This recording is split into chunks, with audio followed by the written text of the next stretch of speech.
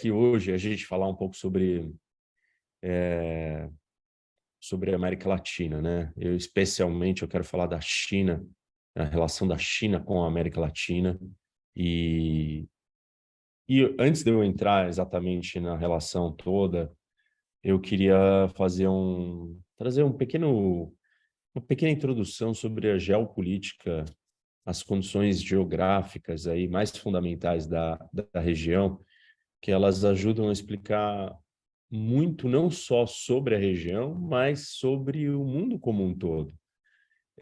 Parte da explicação do porquê os Estados Unidos está colocado numa posição geográfica tão positiva tem a ver com a geografia da América Latina.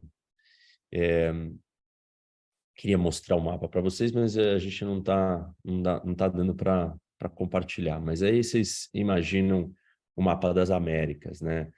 E assim, um dos grandes pensadores geopolíticos aí, no meio dos anos 40, um americano, deixa eu ver, compartilhar a tela ao invés do arquivo. Espera um pouquinho, gente, que eu vou tentar compartilhar a tela em vez do arquivo.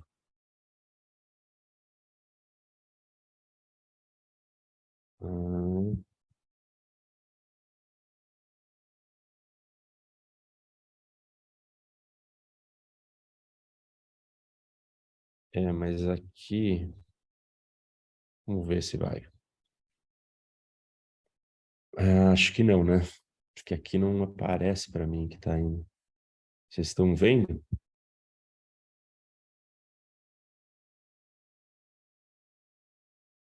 Não. É. E agora?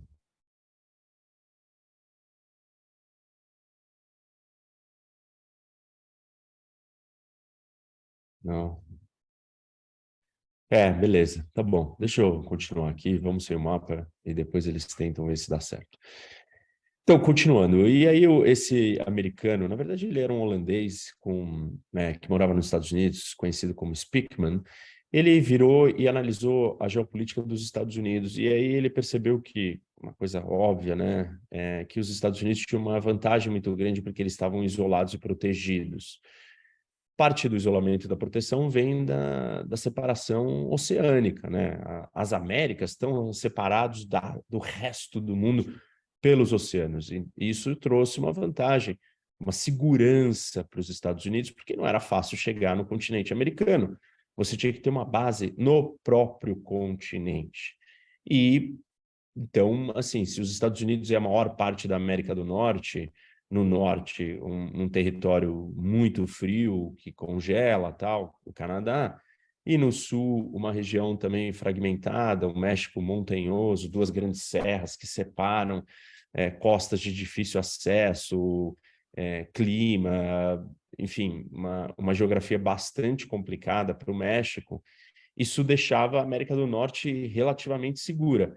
A grande preocupação seria se esses inimigos ou adversários viessem de fora e colocassem bases dentro do continente americano para acessar o território onde estariam os Estados Unidos. E aí, quando a gente olha para o mapa, não existem muitos lugares, né, um espaço muito grande.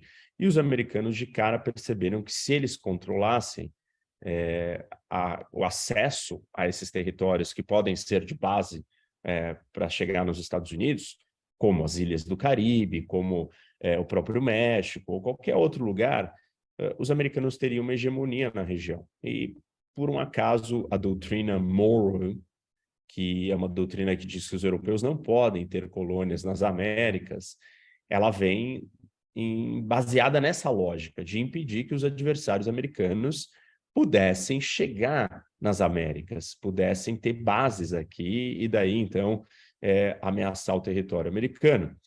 Só que quando a gente vai olhar mais a fundo, nós podemos perceber que a América do Sul ela está separada da América do Norte, e assim, o que liga é um fiozinho de terra, a gente chama isso de istmo, esse istmo da América Central, que é um território estreito, pequeno, montanhoso, tropical, muitas matas, de difícil passagem. Então, você não ia conseguir atravessar isso se você tivesse uma grande aglomeração de pessoas, ou de recursos, ou de forças militares, cruzar por esse estreito, quase que um estreito, né? E, com isso, então, os americanos estariam seguros. Quando a gente olha para a América do Sul, isso fica ainda mais evidente. Ah, mas a América do Sul é um território grande, então ali poderia ter uma aglomeração de rivais. Mas mesmo na América do Sul, a fragmentação e a separação com o resto do continente é muito grande. E se nós olharmos para a geografia mais básica da América do Sul, a gente vai perceber algumas coisas. A primeira delas, a Cordilheira dos Andes. E essa cordilheira é a cadeia de montanhas mais longa do mundo. A cadeia de montanhas mais longa do mundo e a segunda mais alta. E que interessante, ela corta a América do Sul, né, de ponta a ponta, do norte até lá embaixo na Patagônia. Com isso, separa, cria uma divisão entre o acesso do Oceano do Pacífico e o acesso do Atlântico, porque é um grande paredão. Esse paredão corre o continente inteiro. Além disso, a gente tem a maior floresta tropical do mundo, que é a floresta amazônica, em cima, que também faz um paredão com o resto. Então, quando você junta a cordilheira com a Amazônia, você tem um território aqui para baixo, que é o que a gente pode chamar realmente de América do Sul, e aí sobraram alguns países, alguns territórios lá em cima, na ponta da floresta amazônica e para o lado de lá da cordilheira. Esses países todos, apesar de, tecnicamente, né, ou na prática, estarem localizados na América do Sul, na verdade, eles não têm relação, porque eles não têm contato e acesso. Eles são países voltados para o norte. Que países são esses? Estou falando de Guiana, estou falando de Venezuela, estou falando de Colômbia, e, de uma certa forma, os outros do lado de lá da cordilheira, né? Peru, Equador, Chile e Bolívia menos, mas são países voltados para outro canto. Então, é como se a gente tivesse a América do Sul separado em duas partes, duas ilhas diferentes. A ilha de cima dá acesso à costa do Caribe. Então, essa é a realidade da Venezuela, da Colômbia e das Guianas. Elas estão muito mais voltadas para a América Central, para a América do Norte, do que para a América do Sul. O contato e o acesso com a América do Sul é muito difícil.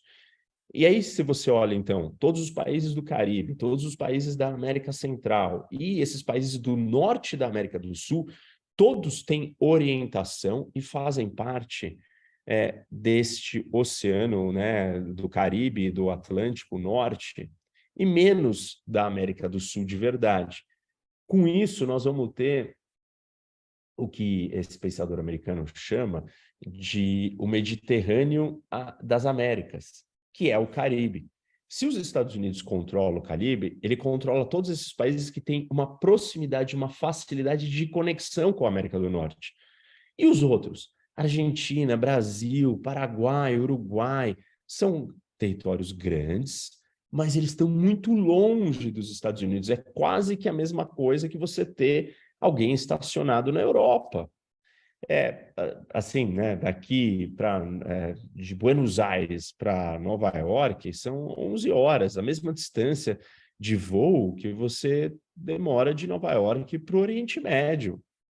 Vocês entenderem, então, o quanto longe a América do Sul de verdade, a parte mais ao sul da América do Sul, que é a parte que tem uma grande coerência territorial, uma relação territorial, está do norte. E aí, esse território ele fica mais seguro, porque ele é distante dos Estados Unidos. Então, parte do sucesso americano, da tranquilidade, da paz, da segurança, e eu falo de segurança porque eu quero, assim, talvez isso não seja óbvio para todos vocês, mas a segurança é fundamental para que você tenha uma boa economia. Só a gente olhar, né, para a guerra da Ucrânia, a economia ucraniana acabou. Então, guerras destroem economias. Um país ter segurança para se desenvolver é fundamental. Segurança para pensar, para desenhar uma constituição, toda a estabilidade vai vir. Até mesmo quando os Estados Unidos têm problemas internos como a, a sua guerra civil, ela não foi afetada por inimigos e rivais, diferente de problemas internos que acontecem na França, na Alemanha, na Rússia e na China. Sempre foram afetadas pelos seus rivais porque tinham fronteira, estavam próximos, podiam influenciar para onde aquele conflito interno iria ser conduzido. Isso não acontece com as Américas, não acontece com os Estados Unidos, em grande medida pela geografia da América do Sul. Continuando nessa ideia da geografia da América do Sul, um ponto importante que eu coloquei aqui é essa questão de separação, né, das costas. Esse é um dos grandes desafios da América do Sul, tipo, conectar as duas costas. Grande parte do sucesso americano, não sei quem já me ouviu falando disso, mas os Estados Unidos têm acesso às duas maiores rotas de navegação do mundo. Até 1990, o Atlântico Norte era a maior rota de navegação do mundo, e aí, depois de 90 em diante, o Pacífico se torna a maior rota de navegação comercial do mundo, com a ascensão da Ásia. E aí, só tem um continente no planeta que tem acesso ao Atlântico Norte, que é onde está localizada a Europa, e o Pacífico. E qual é esse continente? A América do Norte. Ou seja, quem domina a América do Norte vai dominar a geometria da economia mundial. E o país com o melhor posicionamento para dominar a América do Norte é os Estados Unidos. O Canadá não é um rival, não é um inimigo, o México tem alguma preocupação, mas ainda assim está muito distante da riqueza toda que os Estados Unidos conseguem gerar e produzir com aquele território imenso de proporções continentais. Então, o acesso às duas costas é uma vantagem tremenda. E aí, então, a gente tem que olhar para a América do Sul e pensar assim, bom, a América do Sul também tem as duas costas? Tem. Só que nós estamos divididos e separados por uma grande muralha, um grande paredão. E com isso, então, a costa do Pacífico não conversa com a costa do Atlântico. E, na verdade, se a gente reparar bem na América do Sul, ela é toda voltada para o Atlântico. Todos os rios, os grandes rios, com salvas, pequenas exceções, não correm para o Pacífico, eles correm todos para o Atlântico, todos se movimentam em direção ao Atlântico. Do lado do Pacífico, nós sequer temos rios que possam ser navegados, porque você tem uma região montanhosa, você tem um território muito pequeno entre a costa e a cordilheira, o início da cordilheira. Os países que estão ali desenvolvidos, todos cresceram, muitos deles, né, no alto da cordilheira para lidar com a questão climática tropical, muito quente. Então, Colômbia, Venezuela, mesmo Bolívia, Peru, Chile, são todos países que foram para o altiplano, foram para essas regiões mais altas e mais isoladas. Então, esse é um dos desafios da América do Sul. E se a gente olhar também, se a gente traçar uma linha reta de Lima para Washington, e Lima, né, o Peru, ele já está no Pacífico, e o Washington está próximo, quase no Atlântico. A América do Norte, ela está aqui, e a América do Sul, ela está avançada, né? Elas não estão na mesma linha. Então, tem uma distorção, e a América do Sul avança para frente. Isso faz com que o lado do Pacífico da América do Sul esteja muito distante, muito isolado dos próximos continentes, Oceania e Ásia, além do difícil acesso por causa da cordilheira. Então, coloca a América do Sul como um continente voltado para o Atlântico Sul. E o Atlântico Sul que nós temos é a África. Essa geografia dificulta, né, a proximidade da América do Sul com o resto do mundo. Alguns talvez vão me perguntar ou pensar, pô, mas a Colômbia ela não tem acesso aos dois oceanos? Tem, mas como eu comentei, né, a Colômbia está colocada, as cidades colombianas estão entre as mais altas do mundo, onde foi possível se desenvolver, muito longe da costa. A costa colombiana que tem acesso aos dois oceanos é pequena, tem floresta, tem montanha, é muito diferente da costa americana do Atlântico, né? Da costa leste e da costa oeste do Pacífico. E no meio um grande território continental gigantesco, plano, de fácil acesso, uma grande parte dele fértil. Então, com isso, a comparação não dá para dizer, a Colômbia ela tem acesso às duas costas e como que ela não se desenvolveu. Não é só isso, nós temos que olhar para todos os outros elementos geográficos e a comparação é monstruosa entre os elementos geográficos dos Estados Unidos e da Colômbia. Então, não adianta muito a Colômbia ter acesso às duas costas. A mesma coisa se repete para os países da América Central, estreitos pequenos, Costa Rica, né, Panamá e assim por diante. Então, que outras características nós temos na América do Sul, assim, principais, só para vocês entenderem um pouco aqui, antes da gente entrar nos interesses da China na região. Quando a gente olha para a América do Sul, ela tem uma sequência de padrões geográficos. Então, ela tem 3 grandes planícies e 3 grandes planaltos. Então, ela começa com Orinoco, Amazônica e Platina. Essas 3 planícies, né, de cima para baixo, elas estão colocadas com grandes bacias hidrográficas. Então, nós temos a bacia do Orinoco, nós temos a bacia amazônica e a bacia do Prata. As 3 juntas, 3 planícies e 3 bacias sobrepostas. Intercaladas a cada bacia e cada planície, nós vamos ter um grande planalto. E o primeiro deles é o Planalto das Guianas. Então, uma planície, um planalto, uma planície, um planalto, uma planície, um planalto, assim por diante, são 6. E essas características se repetem. Depois das Guianas, nós temos o Planalto Central, Planalto de Brasília, brasileiro, e, por fim, o Planalto da Patagônia, né, ao fim do território da América do Sul. Se a gente pensar, nós temos o que a gente chama de 2 antagonismos, não 2, mas 4 grandes antagonismos no continente sul-americano. Então, de um lado, nós temos os 2 oceanos separados por floresta e cadeia de montanha. Então, eles são antagônicos, não se acessam, separados, né? E em cima e embaixo, nós temos 2 grandes bacias importantíssimas, a amazônica em cima e a do Prata embaixo.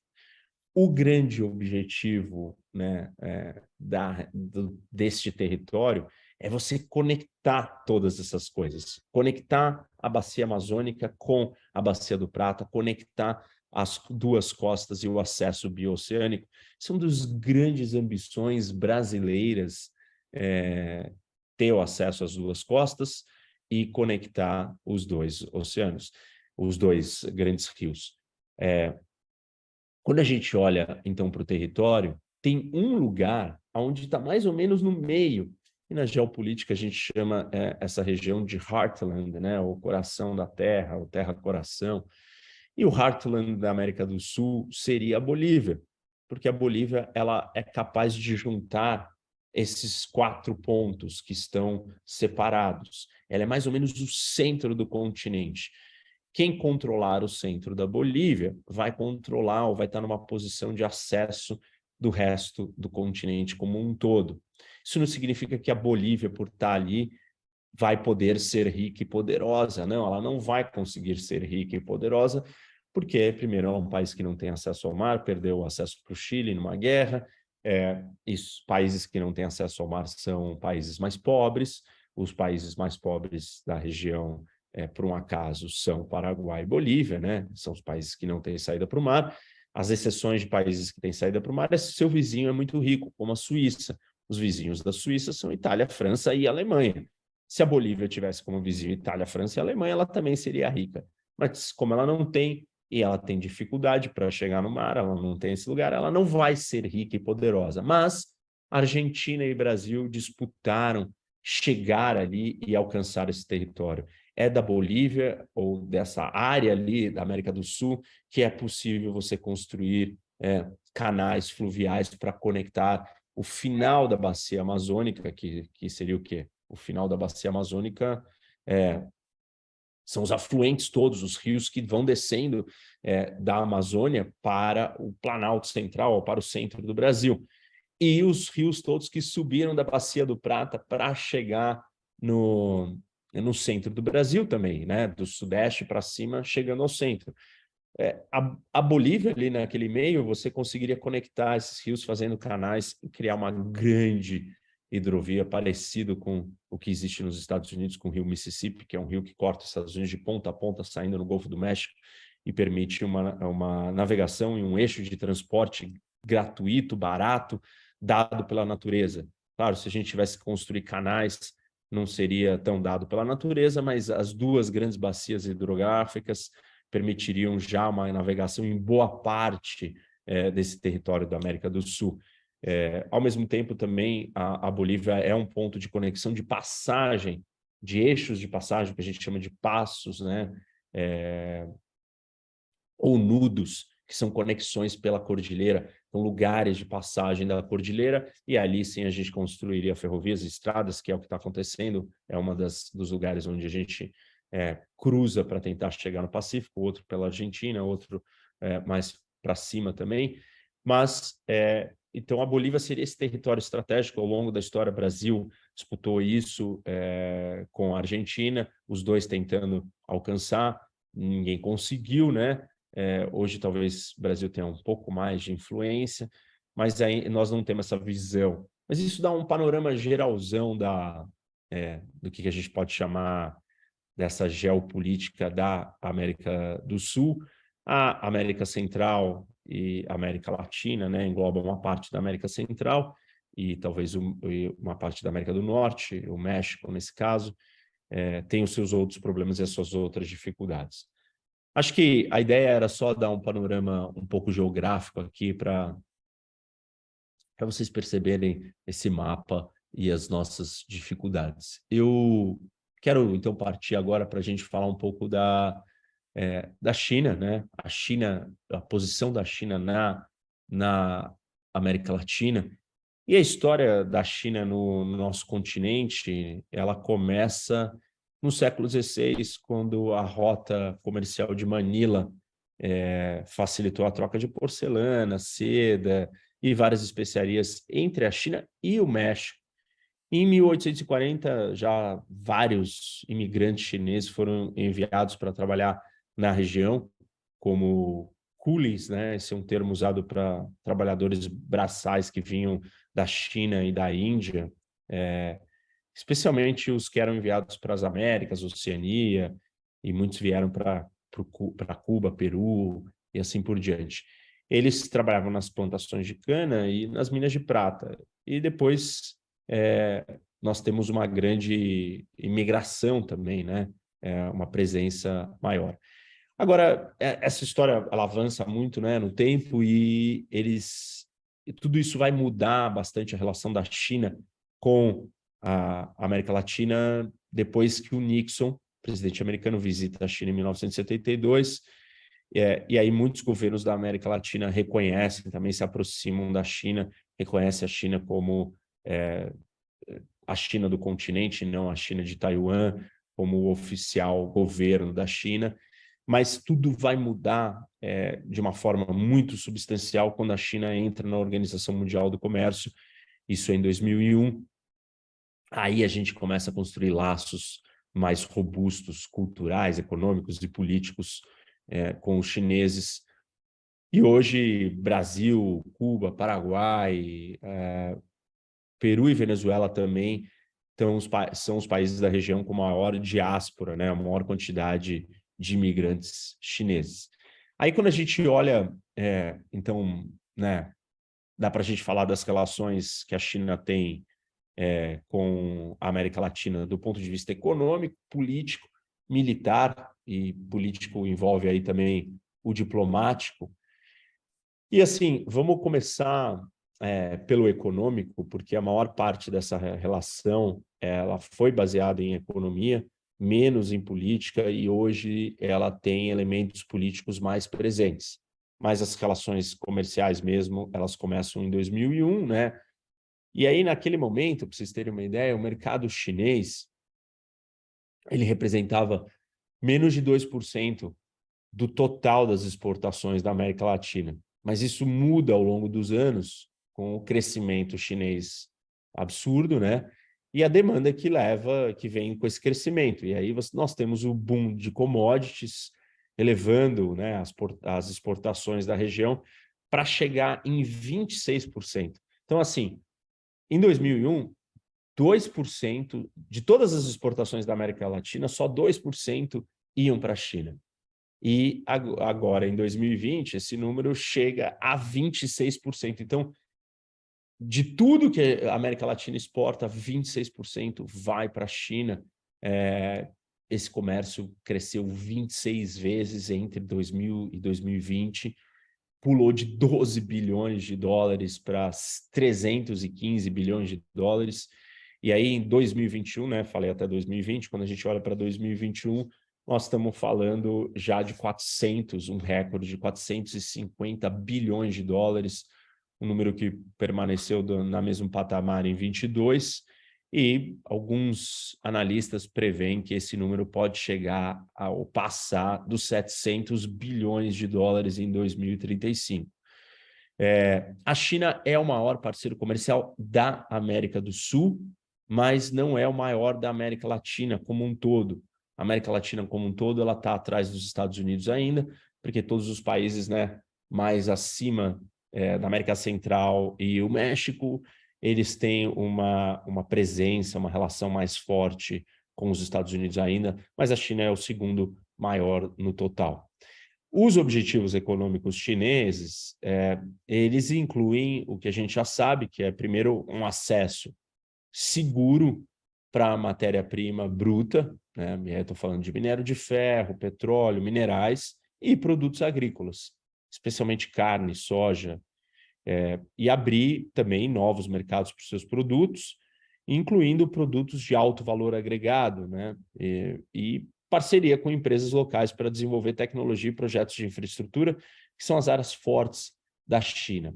Quando a gente olha para as importações da China, né, elas estão avaliadas já em 221 bilhões em 2021, e primariamente recursos naturais. Então, né, a China vai comprar, o que a gente já sabe, o ferro, que representa, por acaso, 42% do que é exportado ou importado pela China, a soja 16%, os combustíveis aí, minerais, petróleo por volta de 10%, carne 6%, cobre 5%. Então, esses são um pouco dos números dessas importações. A China vem trabalhando para conseguir acordos de livre comércio, e ela já tem acordos de livre comércio com alguns países da América Latina, dentre eles o Chile, Costa Rica e o Peru. Eles foram assinados há mais de uma década, respectivamente 2006, 2010 e 2011. E em 2022, outros países da região, como Uruguai, Equador, Panamá e Colômbia, eles têm avançado em negociações para a conclusão dos seus acordos de livre comércio com a China. Se esses 4 países começarem, né, se esses acordos forem finalizados e eles começarem a valer, a China vai mais que dobrar a quantidade de acordos de livre comércio com a região. E, assim, é um crescimento bastante substancial. Mas quando a gente olha para essa questão e compara com os outros grandes parceiros comerciais da América Latina, como União Europeia e Estados Unidos, a região tem mais acordos de livre comércio com a Europa e com os Estados Unidos do que com a China. Estados Unidos, assim, gira em torno de 10 países depois de 2007. Queria mostrar um gráfico aqui para vocês, mas depois a gente tenta ver se eu consigo enviar. E a Europa, mais de 20, 25 acordos de livre comércio, então isso muda bastante. Quando a gente olha, assim, no tempo, né? Se a gente olhar as exportações da América Latina em 2001 para 2021, para vocês terem uma ideia, a América do Sul, Brasil, Argentina, Uruguai, Paraguai, Chile, Peru, ela era, na sua grande maioria, o maior mercado de destino das nossas exportações, eram a Europa. E aí, 20 anos depois, hoje para Brasil, para Uruguai, para Chile, para Equador, o maior mercado de exportação, Venezuela também, é a China. Quando a gente olha para os países da América Central, incluindo o México, isso não mudou muito. Era Estados Unidos e continua sendo Estados Unidos 20 anos depois.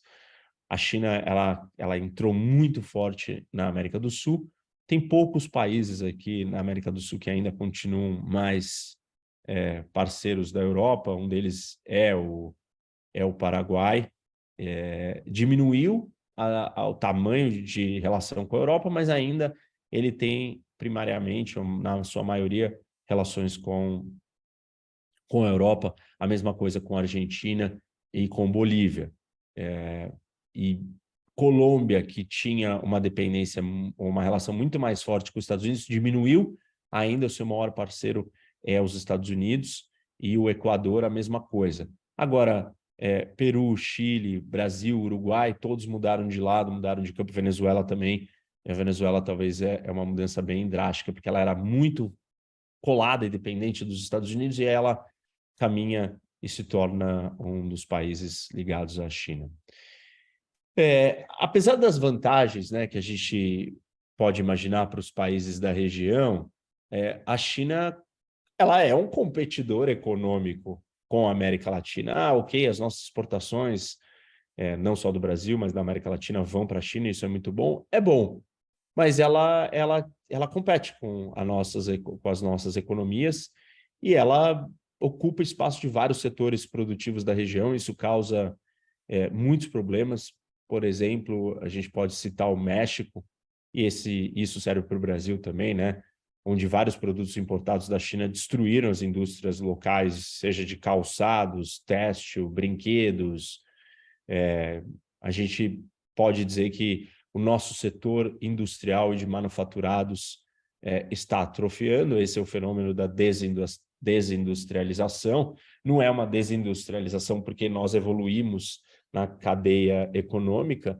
Muitos economistas chamam isso de desindustrialização precoce, ou seja, é um problema, porque você se desindustrializa antes de você dar o salto para a nova fase, que seria uma fase tecnológica. Não é que a gente pulou a etapa porque nós somos muito tecnológicos, ao contrário, nós perdemos um setor, ou estamos perdendo um setor, e eu falo da América Latina como um todo. Claro que esse problema é mais grave ainda para países maiores, como o México e o Brasil, a gente sabe bem disso. Então, você perde um setor fundamental para o desenvolvimento. Talvez, não sei se isso está claro para todo mundo. Por que é importante a gente ter indústria? Mas o mundo moderno, a economia moderna do mundo, de muitas maneiras, é um produto da industrialização, né? Foi pela primeira vez a Revolução Industrial que permitiu o crescimento sólido, consistente, produtivo dos Estados Unidos e da Europa. E foi a Revolução Industrial que criou a divisão entre os países desenvolvidos e os em desenvolvimento. As vantagens que a industrialização trouxe, elas são monstruosas. Elas deram um salto de riqueza econômica para os países. Perder a indústria é muito ruim. E para quem nós estamos perdendo? Para a China. Então, esse elemento não pode ser jogado fora. Outro exemplo, como a industrialização ajudou, né, permitiu que poucos países não ocidentais, por exemplo, pudessem alcançar o Ocidente, como o Japão no século XIX, Coreia, Taiwan e outros, né? Isso mais já recente, nos anos 60.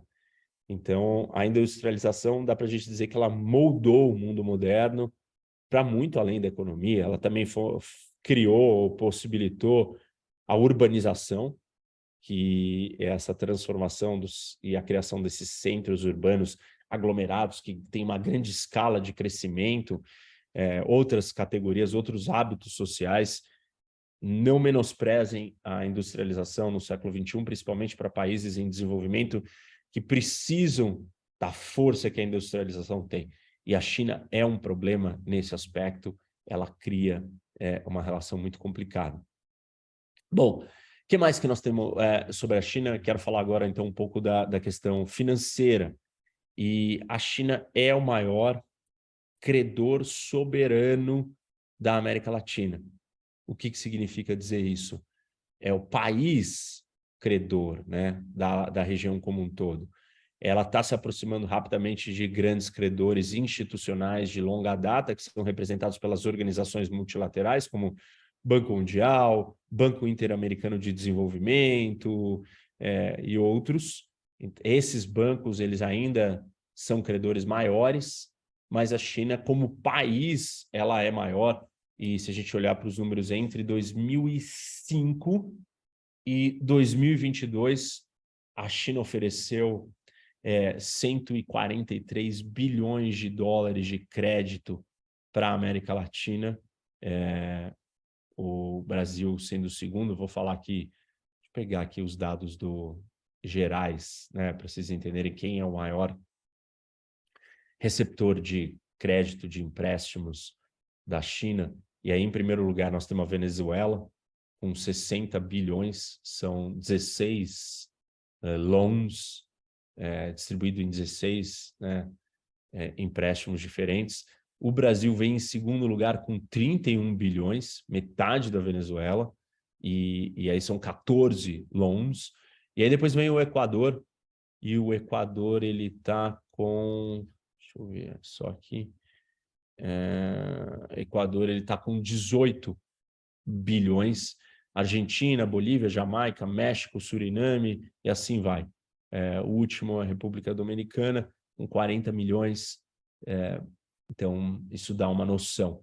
A gente também, esses são os bancos, né, públicos, tipo o Banco de Exportação e Exportação da China, o Banco de Desenvolvimento chinês, esses, nesse caso, são esses, mas aí nós temos também os bancos comerciais, e não pense que bancos comerciais, né, não são bancos tipo também com participação e controle do governo. Aí o Banco de Construção da China, o Banco da China, o Banco Industrial e Comercial da China. E aí quando a gente olha para esses números, os empréstimos, né, maiores números estão com a Argentina e depois Brasil. A Argentina tem 36 empréstimos, o Brasil tem 9. Então esse é um pouco da distribuição aí desse dinheiro, mas deixa eu voltar aqui para alguns dados que eu quero passar para vocês que são importantes. Por que o dinheiro chinês a gente tem que prestar atenção? Tem questões políticas que não podem ser deixadas de lado, uma vez que esse dinheiro tem sempre demandas. A China não empresta ele só do ponto de vista comercial, mas muitas vezes essas demandas são, inclusive, ocultas. E a China tem usado o seu poder econômico para avançar a sua agenda de política externa, incluindo, por exemplo, que os países da América Latina reconheçam a soberania de Taiwan. Normalmente, os termos desses empréstimos, desses acordos, eles violam regras democráticas. Então, a China está usando o seu dinheiro para abalar e desestruturar as instituições democráticas, para abalar e desestruturar a realidade democrática da América Latina. Vou falar mais disso no detalhe, vou analisar um pouco desses contratos para vocês daqui a pouco, mas, assim, essa uma das grandes preocupações. Uma vez que a América Latina já tem uma fragilidade democrática crescente, né? As democracias estão passando problemas no mundo todo, mas na América Latina, por sermos mais frágeis, mais ainda, esse dinheiro chinês e essa postura chinesa, ela coloca ainda mais pressão e ajuda a acelerar essa destruição democrática. E aí, assim, a gente tem que pensar no cenário da China. Tá bom, a economia da China talvez, né, talvez não, está em desaceleração ou com um crescimento mais baixo, e vai ser difícil dela manter o nível de investimento na região. Na verdade, não. Talvez o inverso vai acontecer. Mesmo a economia chinesa desacelerando, o investimento da China na região pode até aumentar. E se a economia chinesa caminhar para o que é necessário para ela sobreviver, né, ou manter a sua força, que é uma reestruturação, fugindo, o que eu falo por reestruturação? É fugir primariamente da produtividade de manufaturados para o setor de serviços, como telecomunicação, distribuição de eletricidade, serviços bancários. Ela vai aumentar ou seja, né, ela sair dos manufaturados comuns e entrar nesses produção ou serviços, não só produção, mas serviços nesses grandes setores, telecomunicação, eletricidade, serviços bancários, ela vai acabar aumentando seus investimentos na América Latina. Essas mudanças elas estão por trás de uma expansão do investimento chinês direto, ou seja, eles têm aumentado, particularmente na América Latina, porque nós temos muitos gargalos, tanto nos serviços privados ou públicos nessas áreas, que são áreas que a China está crescendo e tem empresas grandes e sólidas. Então, a gente pode perceber isso pelos dados econômicos chineses, inclusive. De 2005 a 2015, só 10% dos investimentos da China foram direcionados para serviços. Depois de 2016, esses números saltaram para 64%. Então, fica claro que existe uma tendência da China de mudar seu foco de investimento para essas áreas. São áreas que o mercado latino-americano é carente e tem muita oportunidade para a China. Então, mesmo a China com uma desaceleração econômica, ela pode acabar aumentando os seus investimentos na região. Tem uma outra razão para a gente esperar uma presença mais ativa da China na América Latina nos próximos anos, que a economia na região, né, na América Latina como um todo, não deve ir bem. E a China tende a explorar esse fato, né? Pela primeira vez em 20 anos, a base econômica dos recursos naturais, né, que essa é a base da América Latina, ela não vai se beneficiar por condições externas, e aí a gente pode estar falando de não teremos uma alta de preço de commodity, porque as baixas taxas de juros não estão presentes, e a demanda global mesmo chinesa também não é mais a mesma. Isso, preocupa, né? Uma vez que 3/4 do PIB da América Latina depende desses fatores. Então, e para piorar ainda as coisas, a pandemia também complicou a situação econômica da região. Isso vai fazer com que os governos da América Latina precisem de mais dinheiro, e precisem de dinheiro rapidamente. E a China vai ser a solução, vai conseguir suprir essa necessidade muito melhor, porque o processo de tomada de decisão institucional para empréstimos na China não leva em consideração questões democráticas ou questões políticas sensíveis, no sentido de exigências, né, como um empréstimo do Banco Mundial, um investimento americano e europeu. Os investimentos europeus, americanos, vão se preocupar com questões ambientais, com questões de direitos humanos, com questões de corrupção. E a China não. Ela vai emprestar dinheiro de qualquer jeito, rapidamente, basta que se respeite ou esteja alinhado com as suas questões e necessidades políticas.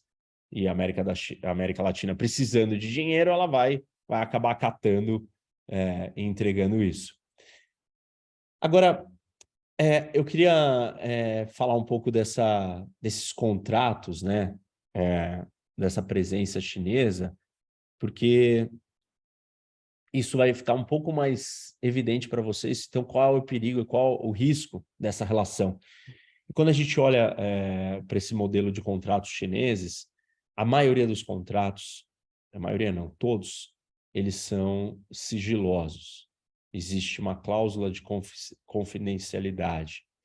Isso não é comum, essa não é uma prática comum nesse tipo de contrato internacional, de empréstimo entre nações, de financiamento de países.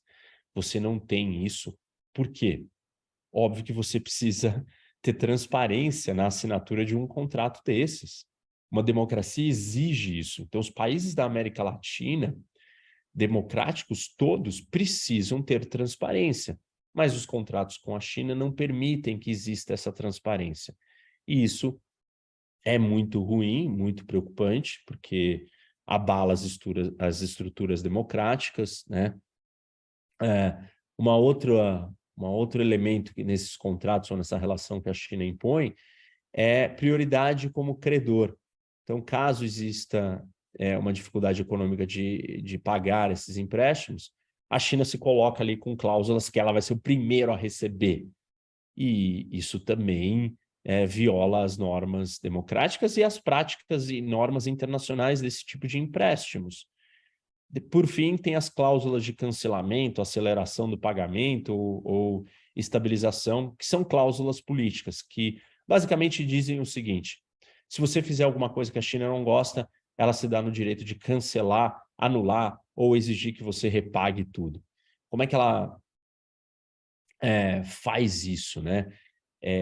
Primeiro que ela exige que parte desse dinheiro do projeto fique em contas depositadas em bancos da sua escolha, e isso tira a soberania desses países de muitas maneiras, e ela tem feito isso muito bem. Esse modelo chinês, ele não se restringe só à América Latina. A China tem feito isso ao redor do mundo, com o Belt and Road Initiative, que é a nova Rota da Seda, ela tem feito isso, e nesse processo muitos têm observado um fenômeno que se chama de armadilha do endividamento, a diplomacia da armadilha do endividamento. A China vai lá, empresta dinheiro para países, muito dinheiro que está muito além da capacidade desses países pagar, e aí os países ficam endividados, eles ficam numa armadilha e ficam vulneráveis às exigências e demandas chinesas. Ela tem feito isso na nova Rota da Seda com vários países, e aí ela vai abocanhando territórios, projetos, obras estratégicas e tendo controle dessas obras. Sejam portos, sejam pontes, estradas de ferro, obras estratégicas de infraestrutura, todas que ela vai aglomerando e colocando na sua, na sua carteira, e com isso gera um problema. A gente tem alguns exemplos aí, por exemplo, desses contratos confidenciais que ninguém nem sabe sequer, né? Alguns deles foram só descobertos pelo aquele Panama Papers, que foi aquele vazamento, e ali uma think tank fez uma análise de 100 contratos chineses e comparou isso com outros 147 contratos no mundo na mesma medida, né? E foi ver como que isso funciona. Então, tudo isso deixa esses países vulneráveis. Eu tenho uma série de exemplos aqui que eu posso dar para vocês. Sei lá, a Austrália criticou a China durante a pandemia na condução, boicotes econômicos contra a Austrália. A Noruega, no comitê do Prêmio Nobel, escolheu um dissidente chinês para o Prêmio Nobel da Paz. Isso foi alguns anos. A China retaliou restringindo a importação de salmão norueguês, reduzindo de 94% para 37% o quanto que a Noruega podia exportar para a China, afetando a Noruega bastante, né? Tendo muitos prejuízos. Sei lá, em 2021, a empresa estatal chinesa de mídia, ela estimulou um boicote contra a empresa sueca de marcas H&M, porque a H&M falou que tinha preocupações com trabalho escravo na província de Xinjiang, onde existe um genocídio por parte dos chineses. E aí as vendas da empresa sueca na China caíram 23% graças a esse boicote colocado por questões políticas de retaliação chinesa. Então, assim, tem muitas maneiras da China retaliar, e ela tem retaliado. A dependência econômica financeira da China causa esse problema, e isso deixa os países numa situação muito complicada. Outros projetos chineses que estão avançando bastante é o da Rota da Seda, e vários países da América Latina participam da Rota da Seda.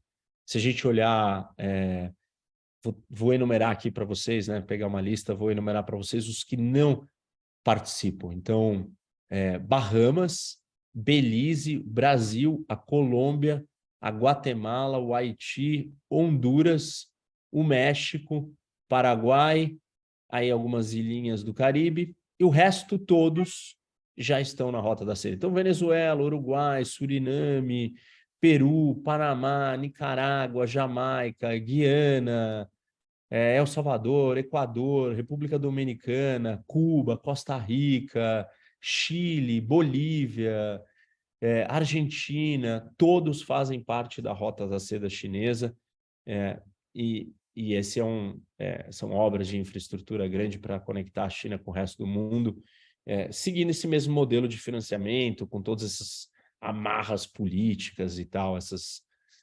armadilhas preocupantes aí. Uma das preocupações hoje diplomáticas e políticas da China é a questão de Taiwan. Então, a China tem feito, né, ou forçado os países a reconhecerem ou cortarem relações com Taiwan e reconhecerem que só tem a China, não tem Taiwan. Isso já aconteceu. Atualmente, 8 países da América Latina eles reconhecem Taiwan e outros 25 reconhecem a China. O que a China tenta fazer politicamente é isolar para que mais países não reconheçam. Isso tem acontecido com países que tiveram empréstimos ou dinheiro chinês, Panamá é um deles, e alguns outros aí também mudaram de posição por causa dessa pressão chinesa. Então, tudo isso é um dos objetivos, esse também é um dos objetivos políticos. Outro objetivo político comercial da China é a tecnologia de comunicação, e aí a Huawei trazendo os equipamentos para o 5G. Muitos países da América Latina adotaram, vou falar para vocês aqui uma lista dos que já adotaram: Uruguai, Suriname, Paraguai, México, Equador, República Dominicana, Colômbia, Chile, Brasil, Bolívia e Argentina. Para dizer que talvez os maiores aí adotaram, né, a rede 5G da Huawei. Essa era uma grande tensão geopolítica, porque os Estados Unidos não queria que os países adotassem isso, porque deixa esses países vulneráveis à espionagem, vulneráveis à sua comunicação toda. O Brasil acabou recuando e os outros países, muitos dos mais importantes da América Latina, também já tinham aderido e entrado nessa história. Então, essa é uma área sensível.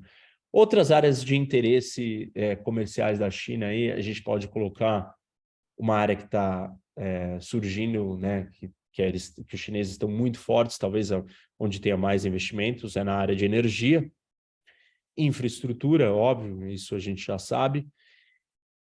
Nessa área de energia, vale ressaltar o investimento todo em lítio, o triângulo da América do Sul, com Chile, Argentina e Bolívia, é uma das áreas mais ricas do mundo em lítio. Lítio é o ouro branco, não existe baterias elétricas, não existe carro elétrico, não existe transição energética sem bateria, não existe bateria sem o lítio, e não existe o lítio no mundo sem esse triângulo de Bolívia, Chile e Argentina. Existem discussões importantes, principalmente no Chile, sobre esse tema. O governo chileno falou em nacionalizar a indústria do lítio, como o cobre, né, no Chile, e isso é relevante. A China já está investida nesses lugares e está cada vez focando mais, óbvio, pela importância que isso tem para a produção de baterias. Então, esse triângulo desses 3 países faz toda a diferença. Claro que tem preocupações ambientais, preocupações de direitos humanos, inclusive tem várias crises com empresas chinesas nos países da América Latina. Isso é recorrente, vai continuar tendo. Então, existe essa exposição ao risco político que essas empresas estão ligadas com uma não consideração por questões ambientais, direitos de trabalhadores, direitos humanos no geral, e assim por diante. Eu queria falar de uma outra área que a China ganhou um espaço na América Latina, que foi com a questão do Covid, né? As vacinas, nós sabemos muito bem que a China ajudou com equipamentos e também vendeu muitas doses de vacina, foram mais de 400 milhões de doses de vacina para a América Latina como um todo. Alguns países, particularmente o Brasil e outros, Argentina, México e Peru, desenvolveram e compraram milhões de doses de vacina chinesa. Isso fez naquele momento a ser difícil de criticar a China. No Brasil, a gente viu a mudança do governo Bolsonaro, em particular, se aproximando da China nessa hora, e foi aí que nós tivemos a aceitação da Huawei participar das licitações do 5G. Por um acaso, foi nessa diplomacia ligada ao Covid. Curioso, porque esse Covid veio da China, mesmo que a China não tenha, né, provocado isso, mas ela tem uma participação, ela é corresponsável pelo que aconteceu, ela, de certa maneira, acabou criando isso para depois oferecer a solução e, com isso, ganhar mais vantagens em cima dessa história toda. Que outras parcerias aí na questão militar? Hoje, a China vende bastante armamento na área de defesa para alguns países, especificamente para a Venezuela. A Venezuela é o maior comprador, ou maior fornecedor de armas para a Venezuela é a China, depois que o governo americano proibiu todo tipo de venda de armas em 2006. Aí, de 2006 a 2022, a China exportou algo em torno de mais de 600 milhões de dólares em armamento para a Venezuela, mas Argentina, Bolívia, Equador e Peru também compram milhões de dólares em armas da China. Cuba também tem aumentado os seus laços militares com a China. Aliás, a questão de Cuba ela é ainda mais sensível, não sei se vocês têm acompanhado nos últimos semanas aí, vazou um documento dizendo que a China está planejando a construção de uma base de espionagem de dados em Cuba, está muito próximo dos Estados Unidos, com radares de escuta, e outras bases estão sendo construídas. Alguns fazem a analogia à crise dos mísseis, quando os soviéticos colocaram os mísseis atômicos em Cuba, e isso é uma preocupação muito grande, com o choque entre Estados Unidos e China, uma competição entre os dois cada vez maior. A presença da China em Cuba é uma maneira de retaliar ou de responder ou dizer, se você, Estados Unidos, vai defender Taiwan, eu vou vir aqui interferir em Cuba. Isso incomoda os Estados Unidos, claro, do mesmo jeito que os Estados Unidos defendendo Taiwan incomoda, mas temos que fazer uma diferença, e aí é do ponto de vista moral ou normativo, né, e não só descritivo.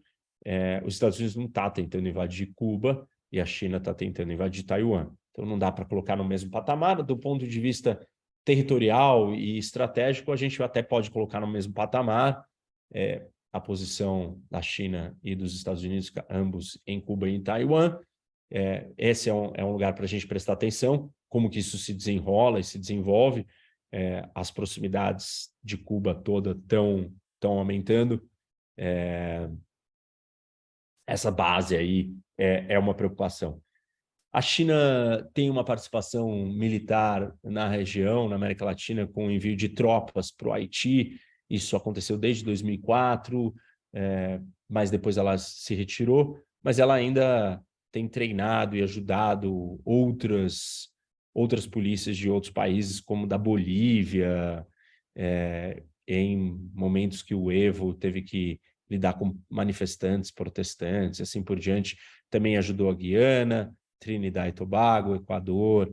Então, essa é uma relação militar aí, que não pode ser deixada de lado. Eu não sei como que eu estou de tempo aqui. Pessoal,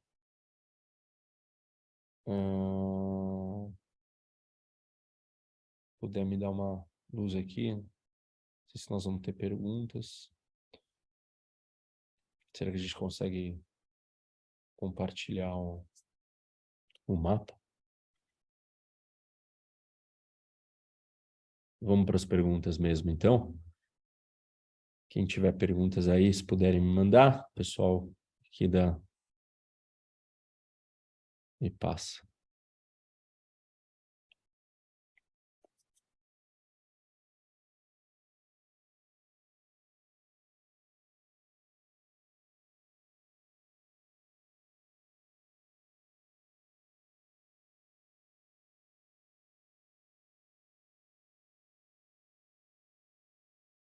Tá no Queen aí? Ah, tá bom.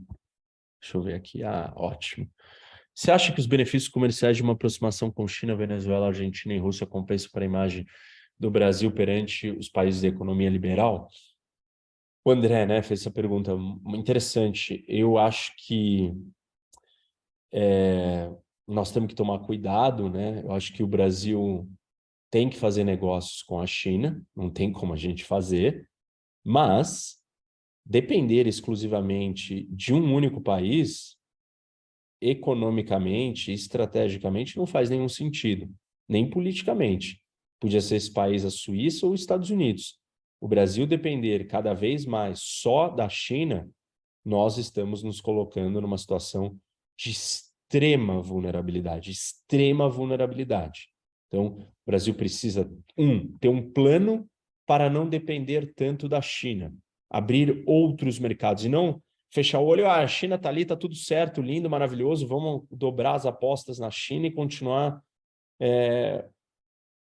fazendo isso. Assim, primeiro porque, claro, eu disse que o investimento chinês não deve cessar na América Latina, mas a desaceleração da economia chinesa pode afetar a nossa dependência Brasil com a China.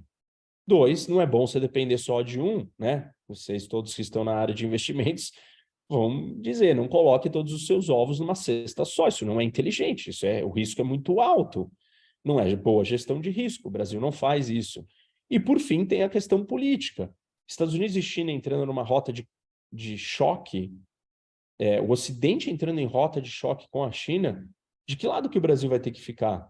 Vai ter que escolher o lado, dependendo da gravidade desse choque. Se for uma terceira guerra mundial, aí, desculpa, o Brasil vai ter que escolher lado, e nós vamos escolher o lado, tá do lado, nós vamos escolher estar do lado das ditaduras?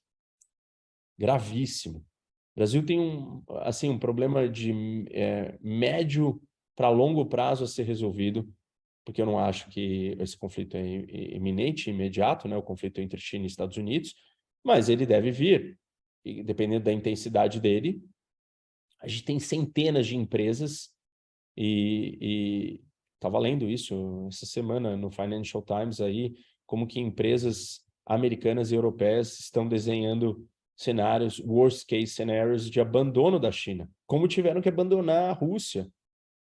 O Brasil tem algum desenho para um cenário desses? Assim, o mundo inteiro está desenhando esse cenário de risco, porque obviamente que um choque entre China e Estados Unidos, o risco é real, um choque entre o Ocidente e um bloco autoritário, ditatorial, autocrático, com China, Rússia, Coreia do Norte, Irã, é real.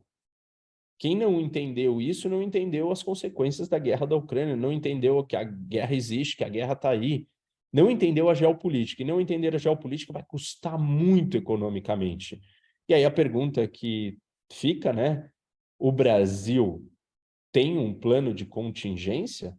Tem um plano de gestão de risco para uma realidade dessa? Se todas as empresas europeias e americanas estão desenhando esses planos, abandonar o território chinês, abandonar as suas operações na China, worst case, mas você tem que ter esse desenho, o Brasil não tem. Então, eu acho que os benefícios comerciais precisam ser equiparados a outros riscos altíssimos. Isso não é feito, isso coloca a gente numa situação muito delicada. O Rodrigo me pergunta o seguinte: dada a dominância da China nas reservas e produção de minérios, como será o posicionamento dos países ocidentais diante da dependência de materiais como lítio, cobre, etc? Olha, a gente tem que entender uma coisa sobre a produção desses minérios, que uma coisa é reserva, outra coisa é extração, outra coisa é refino, outra coisa é processamento, e outra coisa é colocar ele dentro de algum outro uso. Então, cada país, a Austrália, por exemplo, tem grandes reservas, ela retira, mas aí ela não refina, mas aí ela não processa, e aí os países da América do Sul, né, têm algum desses processos. Para o mundo, isso é muito perigoso, mas os americanos já começaram a se mover, os europeus também. Então, a Tesla, em parceria com empresas sul-coreanas e japonesas, está construindo baterias já nos Estados Unidos. E também começou a discussão e a autorização para a construção de refino de lítio nos Estados Unidos. Os Estados Unidos têm reservas muito grandes, ele só não faz, porque tem obstáculos ambientais, discussões políticas difíceis, que não, em outros países não é tão complicado, mas vai ter que fazer. E os outros países todos estão se mobilizando para fazer isso. Eles já estão atentos, isso é preocupante, mas não é um impedimento total. Por quê? Porque você tem a reserva, você só precisa decidir fazer. Vai demorar alguns anos para fazer, mas é possível de fazer. Um pacote do Biden aí, do Inflation Act, trata de incentivos para todos esses tipos de indústrias novas, de mineração inclusive. Então a gente deve ter uma saída para isso. A China vai usar isso economicamente, politicamente, numa situação de crise. É preocupante, é real. Temos que olhar para esse risco de exposição da cadeia dos minérios. O Ricardo Andrade, Cuba pode ser considerado calcanhar de Aquiles dos Estados Unidos? Sem dúvida, Ricardo, porque aquela história que eu comentei no começo, né, para os Estados Unidos ter o domínio da região, ele precisava ter o domínio do Mediterrâneo e do Atlântico, que é o Mar do Caribe. E Cuba é o território mais importante dessa região do Caribe, né? Porque ela está na saída do Golfo do México.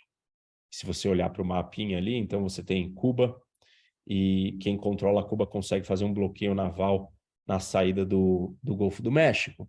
E o Golfo do México é onde escoa toda a produção pelo Mississippi, que é um rio navegável, é a forma de transporte mais barata, e além do petróleo, além de muitas outras coisas que tem no Golfo do México, estrangular a saída americana ali é gravíssimo.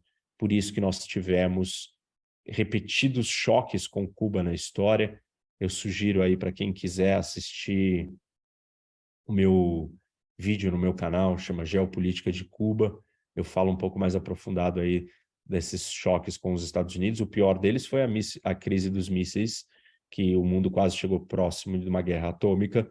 Isso aconteceu exatamente em Cuba, por Cuba ser um lugar tão próximo. Dá para dizer que Cuba é a Taiwan dos Estados Unidos no continente americano. Com diferenças, que nem eu já disse, né? Os Estados Unidos não quer controlar Cuba, mas não quer que Cuba seja uma base do seu inimigo. Qual é a reação dos Estados Unidos referente à China aumentando sua comercialização com a América do Sul e podendo influenciar politicamente através de investimentos em infraestruturas bancárias na América do Sul? Gustavo me pergunta.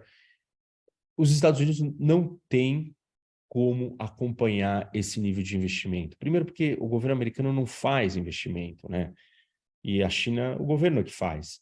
São as empresas americanas que têm que fazer. E elas vão olhar para questões comerciais, de análise de risco, questões institucionais, jurídicas, risco jurídico, risco econômico. Elas vão muito mais pelo elemento econômico e comercial de busca do lucro. E a China não. Então, assim, não dá para os Estados Unidos acompanhar essa realidade chinesa. Não tem como. Os Estados Unidos não têm a capacidade de fazer isso. Isso vai colocar os americanos em desvantagem. Uma saída para os americanos é investir no capital humano da América Latina, por exemplo, com programas de educação, com cursos, com intercâmbios, porque isso vai vender para os latino-americanos a percepção ou o entendimento de que o valor da democracia e outras coisas mais, isso é positivo, talvez segure um pouco a gente olhar e acordar que só olhar para a economia e depender da China vai custar caro lá na frente.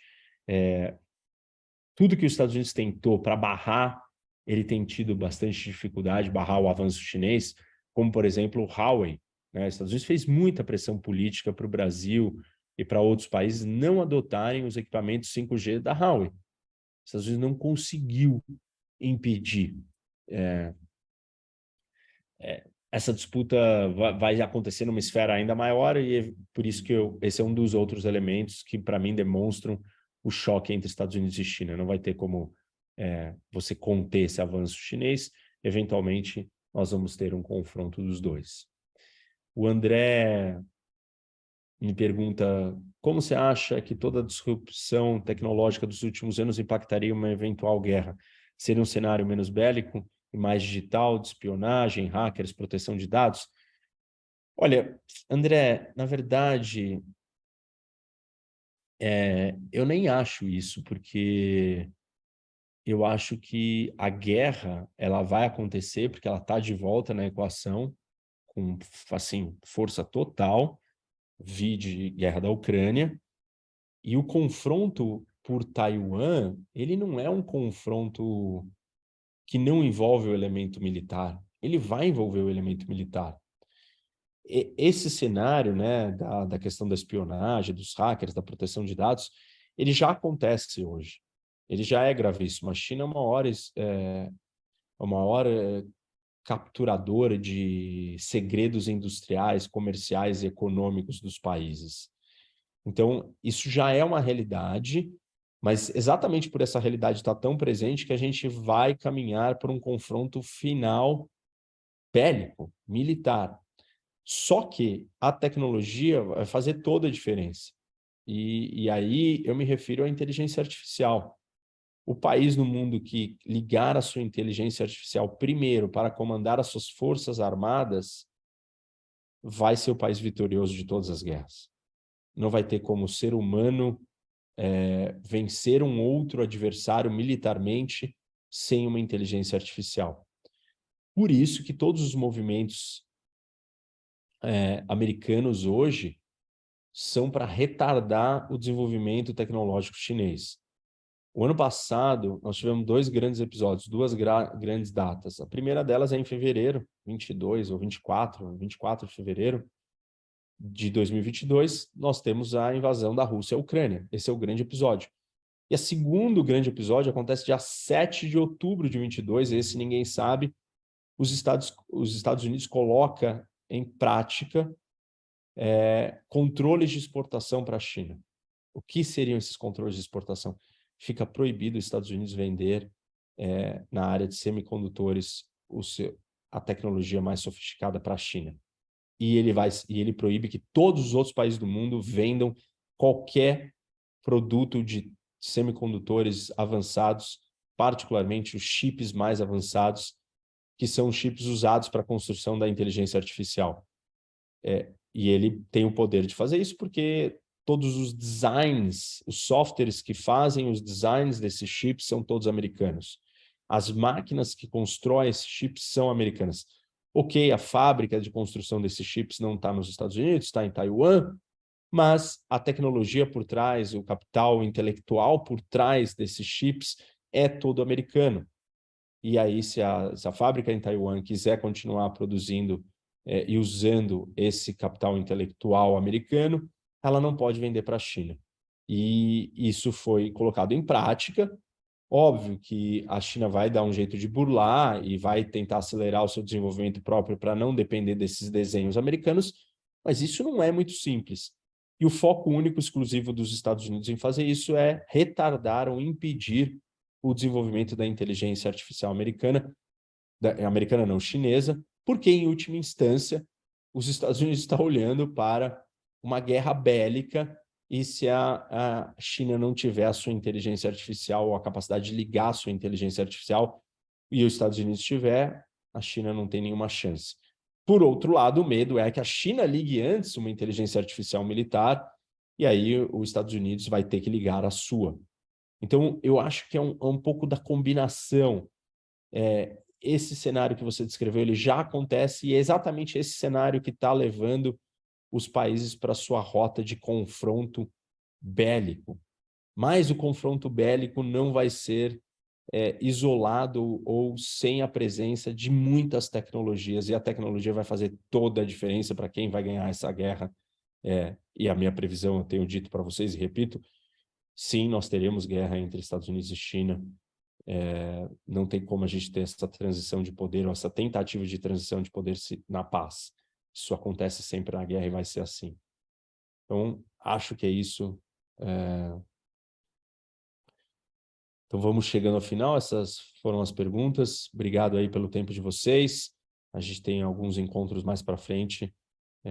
Bom dia a todos. É um prazer estar aqui de novo.